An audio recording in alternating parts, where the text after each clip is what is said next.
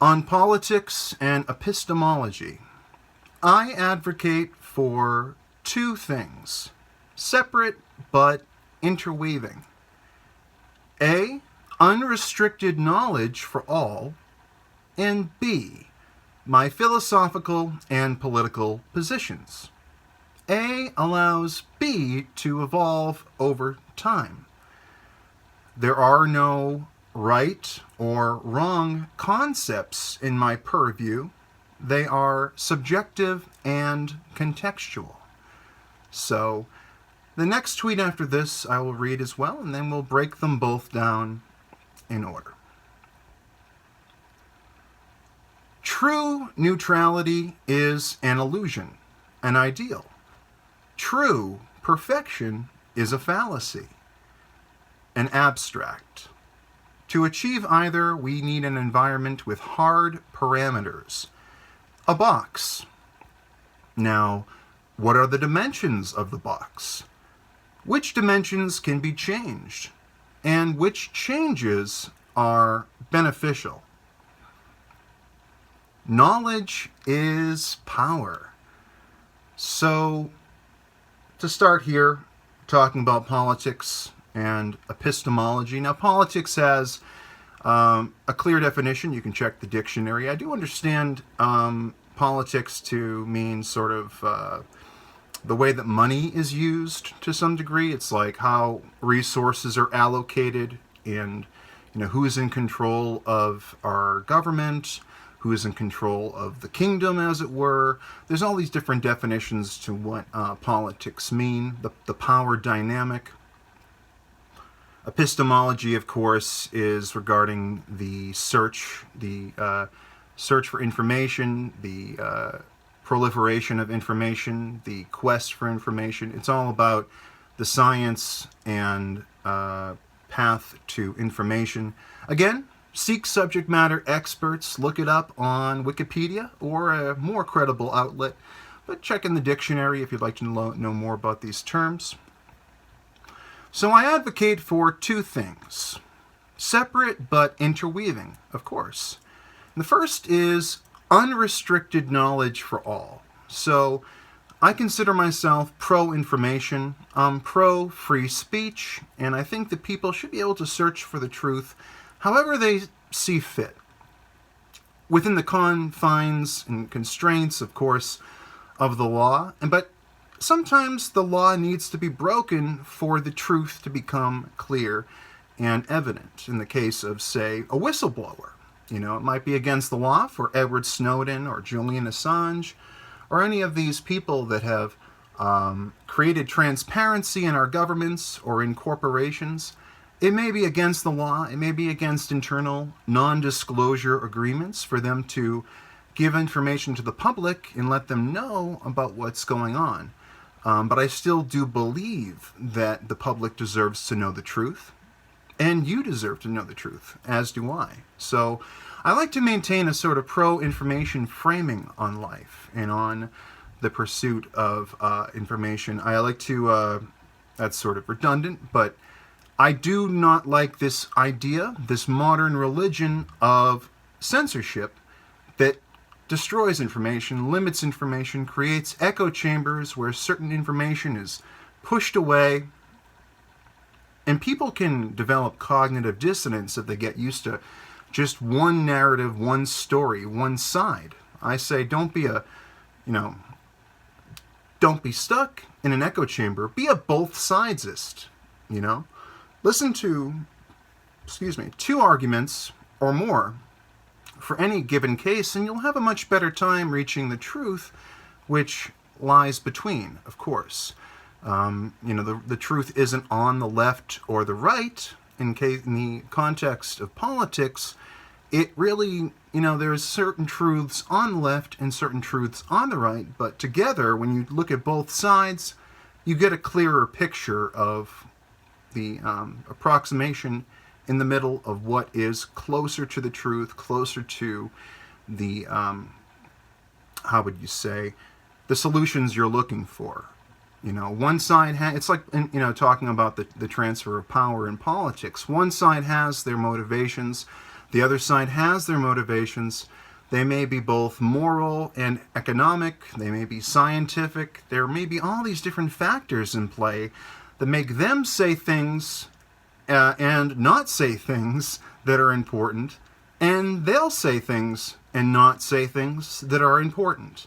They'll they'll withhold certain truths and information because it doesn't benefit their argument. In politics, that's why we consider it to be a post-truth realm. So, of course, I do advocate for unrestricted knowledge for all. I don't want to hold back any information. I don't want to hold back any uncomfortable truths. And I try to cast a critical eye on those that would. I think that it's perhaps a miscarriage of authority when they do that. That's my philosophy and political position, which of course, I do advocate for my philosophical and political positions. So I don't, pretend to be neutral or balanced. I am in the search for neutrality and balance. I am in the search for these things. But I'm not here saying that, I listen to both sides. I'm a both sidesist, so I got all the answers, or I have some sort of, higher form of enlightenment. I'm as unenlightened as you are, but I'm on the search. I'm on the search for enlightenment, and I don't want any roadblocks in the way. I don't want people telling me I can't say this, or listen to this person, or listen to that person. If they have verified information, truth, if they have empirical evidence, if they have stuff, if they're saying things that have scientific veracity, I want to hear it. I don't want to be limited by ethos and someone saying, well, this person is X. This person is a negative term, so you can't listen to what they say. They were wrong that one time, so everything they say is wrong. I don't believe in that philosophy or on epistemology. I don't look at somebody and say, well, you're off limits. I can't listen to anything you say. It's all wrong.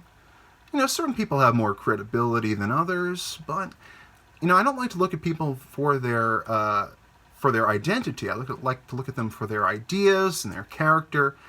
And yeah, if somebody's lying all the time, yeah, I might stop listening to them because their credibility is down to the comments section where you can leave a comment below if you have any thoughts on this. Tell me who I shouldn't listen to or who I should. And maybe I'll get a little more enlightened in the process.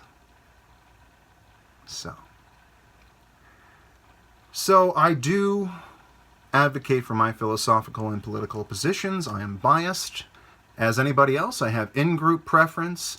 I have some things I like that are out-group. I look at people that are different from me, people that have different views, and I go, well, what can I get from this that has some merit, some benefit?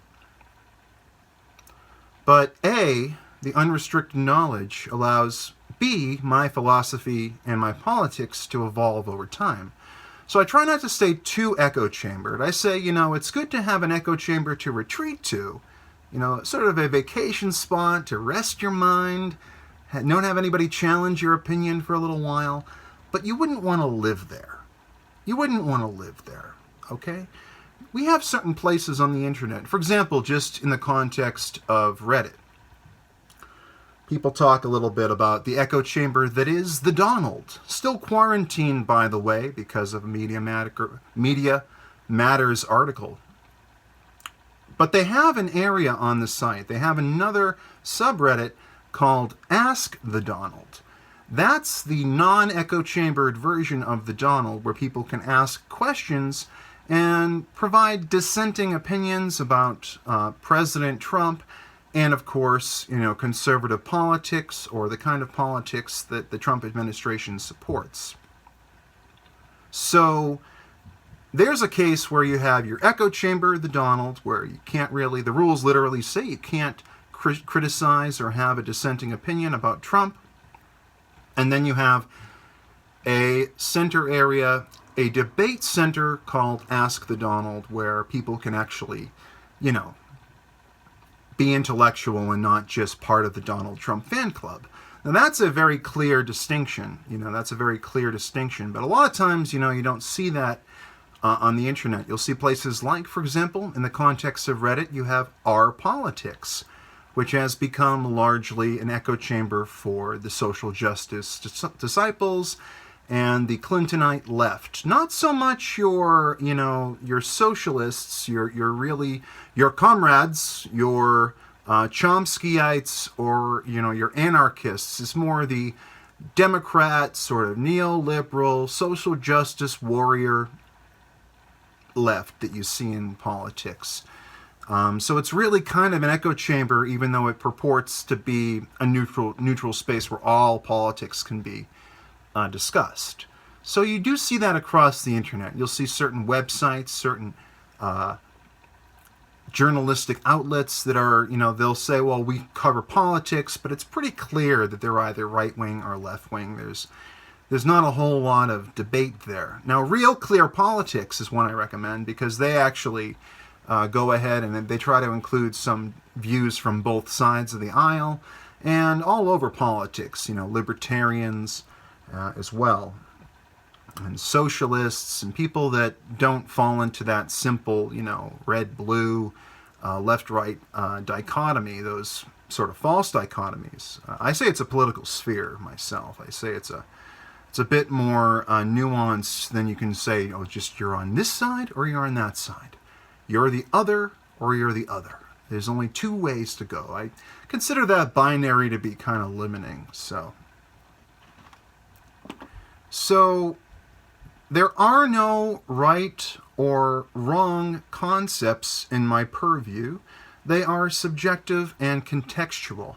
And what this means is that there's a time and a place for almost anything.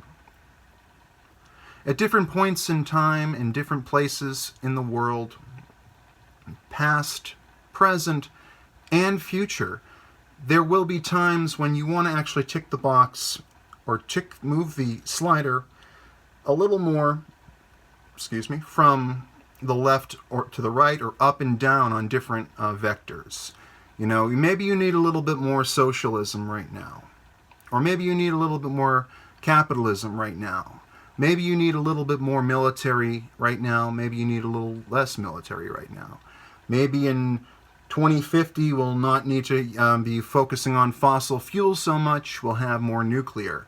Maybe it's better to focus on coal for now, even though it's very dirty and it's outdated. And once coal is completely off the market, we get rid of it. These are just examples of what I'm talking about. At one point in time, certain forms of war were more acceptable. We had to fight to take out the Nazis, which, by the way, it's a good thing I don't monetize my videos, because if I did, just by saying the word Nazi, which, by the way, I get called every other day on Twitter because people are ignorant of my actual political and philosophical positions, you would get demonetized for using such words. So it's a good thing I don't worry about that. I just say what I want, and hopefully people watch the videos and enjoy. So there's always a time when you might want to up the ante on one thing and bring down another thing. It's not like there's ever an absolute position where it's like, well, you always want more capitalism, always. You want to expand the free market, always. That would mean there's no balance there. There's no, you're taking an absolute position and you're not thinking too far in terms of like in certain contexts, again, at certain times and in certain places, that might be the best way to go. But it's not always the right answer. Socialism, not always the right answer. Maybe a few more social programs here, expand in the context of the United States, expand Social Security, expand Medicare, but you can't do these things forever. You can't just hold this constant position. And this is part of what I think is wrong with the social justice modern religion. I ask the question in past videos and in some of my tweets. I say, what's the end game here? Are you going to fight for the same exact thing forever? Like, at what point is your axiom of equity and equality the thing you're fighting for? That you have faith that your ideology, that your collectivist ideology is going to help you, succeed in achieving. Like, what is the end game? Do you have an absolute position where you just continue and continue and continue?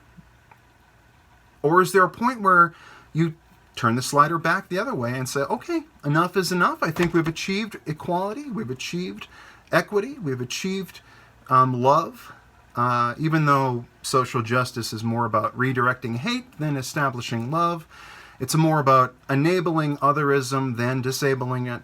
That's why I'm pretty much agnostic on the modern religion that is social justice. But these are the kind of questions I'd ask. I'd say, when is it time for this thing that we think is right or wrong? When does it become wrong or right? When does the tide turn? When does the situation change? So, I move on to say here, true neutrality is an illusion, an ideal. So, to be truly neutral, to have no bias at all, you almost have to not even know something exists. It's really hard. The first impression is very important. It's very, very, very hard to be truly 100% neutral, especially when you're dealing with human beings. Instantaneously, you have empathy, you have sympathy, you have in-group preference that gives you a bias to what's going on. I see somebody that, I can put myself right into their shoes right off the bat. So I'm not neutral.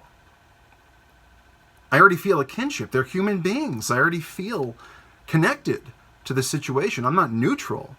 I can be close to neutral, but I really can't be, because I'm connected to them. I have in-group preference to human beings. That's why I call myself a humanist. Some people don't like me using that term, but I say I look out for human beings first. I'm not concerned about animals.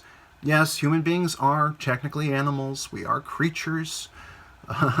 But I focus on the well-being of human beings, and then we look at animals second, because frankly, that's, in my mind, the best way to go. But of course, you may disagree. If you're an animal rights activist, please leave me a comment below with your derision. But true neutrality, true neutrality is an ideal. True perfection is a fallacy, an abstract. So to achieve either true neutrality or true perfection, we need an environment with hard parameters. A box. Okay, so what this means is that perfection is an abstract, it's an ideal. Different people have a different idea of what perfect means.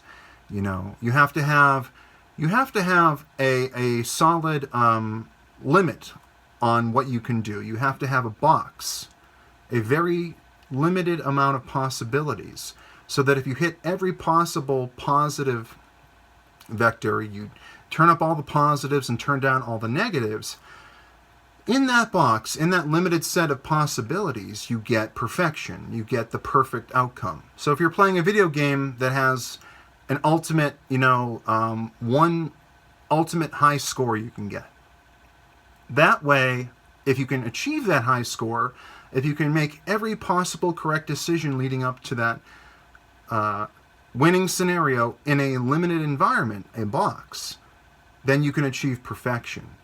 But in terms of, ideas, in terms of human beings, everyone having their own subjective view on the world, all 7 billion perspectives, well, perfection in that context is a fallacy.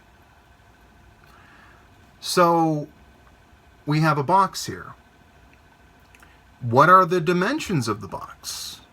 Like, how big is the box? What are the possibilities? How many things can we do? Where can we go with this box? How difficult is it to achieve perfection? What is the scenario we're looking at? What's the best case scenario? What's the worst case scenario? Do we have the tools we need to handle this box, to handle this situation, to get an outcome that we can be happy with? What are the dimensions of this box? Which dimensions can be changed? So if you have a box, a situation that seems to have only so many options, well, where can you expand the box to allow for more options, to allow for more possibilities and more solutions to the problem at hand? Are you going to think in the box, stay inside the box, and not allow for any sort of outside the box thinking? Because what if the box, you might have an image that the box is just this one thing. It's a 10 by 10 square. It's perfect. If we just fill all 100 squares inside the box, that's perfection. But what if we're not aware that there's the possibility of expanding the box? What if the box could be 150 squares? What if it could be 200 or 1,000 squares? Which of those parameters, which of those sides of the box can be pulled off to reveal more box or more space to move? So it's very important to know which dimensions can be changed, which changes are beneficial. Is it better to expand the box? Is it better to contract the box? Should we have fewer options when we're dealing with a situation? Or should we have more? Should we be more free? It's possible that with more options, chaos might be more likely. But should we allow for that? Maybe. Maybe we should allow for more potential for chaos because it may give us a higher potential for success.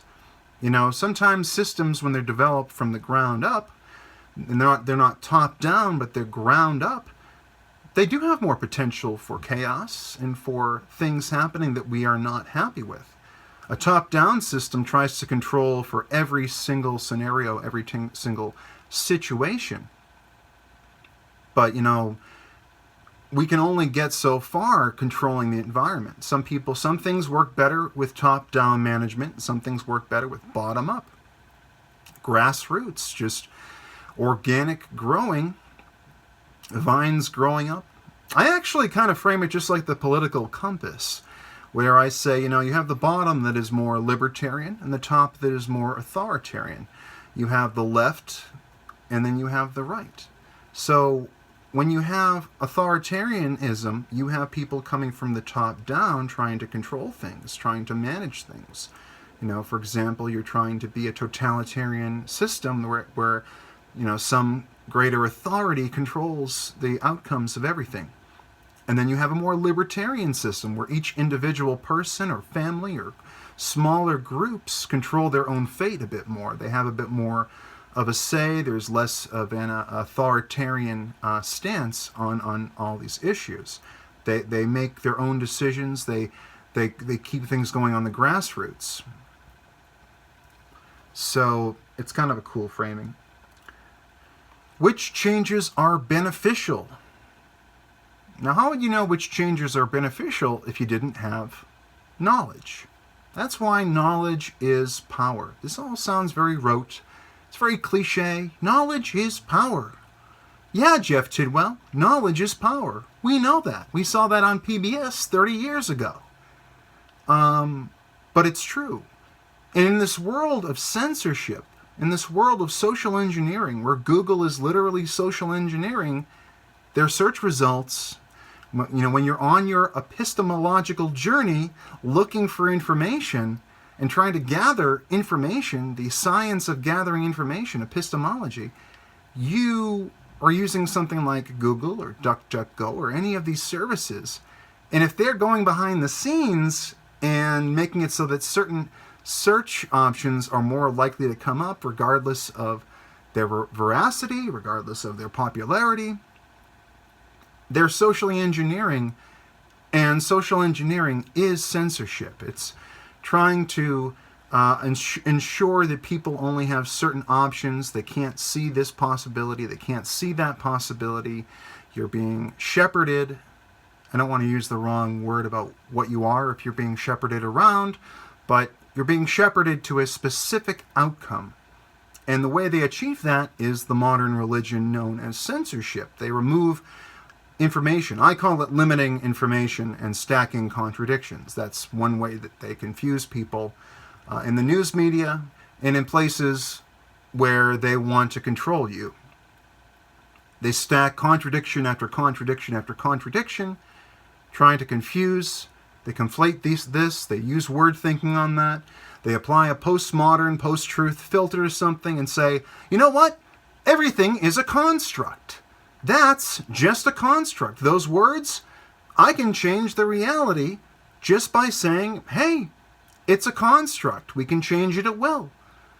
But of course, as some might know, when you combine postmodernism with absolutism, well, that's where you run into clown world. Oh yeah, absolutely. You'll run right into clown world because you'll have people saying that everything is a construct. It's just a construct. We can change reality as we see fit. But, here comes the absolutism, you are absolutely your immutable characteristics, your religion, your profession, whatever it might be. That is who you are. That's the group you are a part of. And there's no, any associations you may have, the people you talk to, the videos you watch, the books you read, the TV shows you watch, things you look at, the people you associate with are you, with no gray area. That's clown world, because they're both saying, well, we're going to create a postmodern ideology where we're determining what reality is based on words and on ideas, but then we're going to use an absolute filter and say, well, you are this. There's no gray area. There's no individuality. You are your skin tone. You are your sex. You are your gender, and we're going to socially engineer you and move you around and adjust the parameters of the box, adjust your potential based on the privilege you have, the privilege, they say, given to you by your immutable characteristics. You could be terrible at life. You could be terrible at what you do. You could have been dealt an awful hand. You might be dealing with a deck that's under 52 cards. You might have a bunch of jokers in there. You might have a couple of cards that tell you the rules of a few card games. You might be a couple marbles short of a full batch. But because of your immutable characteristics, you're absolutely this and you're absolutely that. And of course, that's the combination of postmodernism and absolutism. You get really a mess. Clown world. Clown world. Just a construct.